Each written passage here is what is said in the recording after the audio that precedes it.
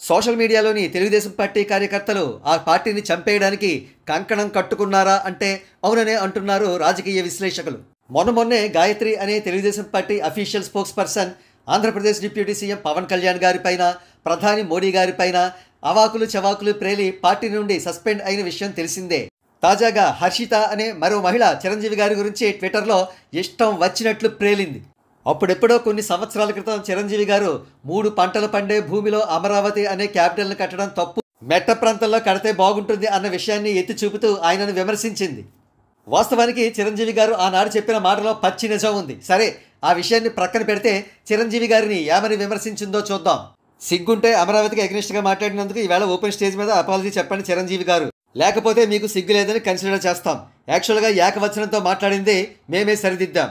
ఇక ఈవిడ ట్వీట్కు ఎటువంటి కామెంట్స్ వచ్చాయో పరిశీలిద్దాం. సిగ్గుంటే మీ భువనేశ్వరి అమ్మనే చెప్పింది కళ్యాణ్ గారి వల్ల ఎలాంటి ఇబ్బందుల నుంచి బయటపడ్డారో.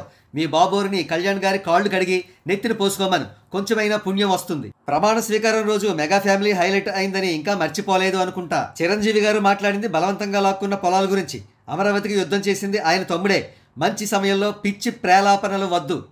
విజయవాడ నుండి అమరావతికి వెళ్ళడానికి కాలువ పైన ఎప్పుడు నిర్మించిన చిన్న వంతెన స్థానంలో ఒక పెద్ద వంతెన కూడా నిర్మించలేదు మీ బాబు గారు. ఇప్పటికీ ఎదురుగా ఒక వెహికల్ వస్తే అవతల వైపు వచ్చే వెహికల్స్ ఆగిపోవాలి, సిగ్గుపడాలి. సిగ్గుంటే ఈనాడు బుక్లో అమరావతి ఇడ్లీ పాత్ర గ్రాఫిక్స్తో జనాలను 5 ఏళ్ల పాటు మోసం చేసినందుకు అపాలజీ చెప్పండి సిబిఎన్ గారు. అట్లీస్ట్ ఇప్పుడైనా ఆ గ్రాఫిక్స్ వీడియోస్ ఆపండి, లేకపోతే మీకు సేమ్ టు సేమ్ హర్షితక్క చెప్పినట్టు.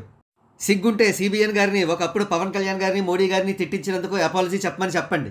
మీకు సిగ్గు లేక వాళ్ళ తమ్ముడితో పెట్టుకుని మళ్ళీ వాళ్ళనే సిగ్గుందా అని అడుగుతావా? చిరంజీవి గారు చెప్పరు, చచ్చిపో, టెక్సాస్కి వచ్చే నష్టం ఏమీ లేదు. బాగా అతి చేస్తున్నావు పాప, కొంచెం గమ్మున ఉండు, పొద్దున్నే ఎందుకు తిట్లు తింటావు? ఇలాంటి కోవట్టులు మళ్ళీ వైసీపీ రావాలని మ్యాక్సిమం ట్రై చేస్తున్నారు. తెలివి ఉంటే, మనస్సాక్షి ఉంటే అమరావతి భ్రమరావతికి వ్యతిరేకంగా మాట్లాడతారు. సిగ్గులేని వాళ్ళు ఎవరంటే వైస్రాయ్ హోటల్ దగ్గర చెప్పులేసి నీరుకొండ మీద విగ్రహం పెట్టేవాళ్ళు. అమ్మ, గవర్నమెంట్లో ఉన్న పెద్దలు ఆహ్వానం ఇస్తేనే ఆయన వస్తారు బంగారు తల్లి. మరి ఆహ్వానం ఇస్తుంది గవర్నమెంట్ అయినప్పుడు ఏం చేస్తారు? చిరంజీవి గారు రాకుండా మోడీ గారిని తిట్టిన వాళ్ళు స్టేజ్ మీద ఇప్పుడు ఆయనకు సారీ చెప్తారా చెప్పు.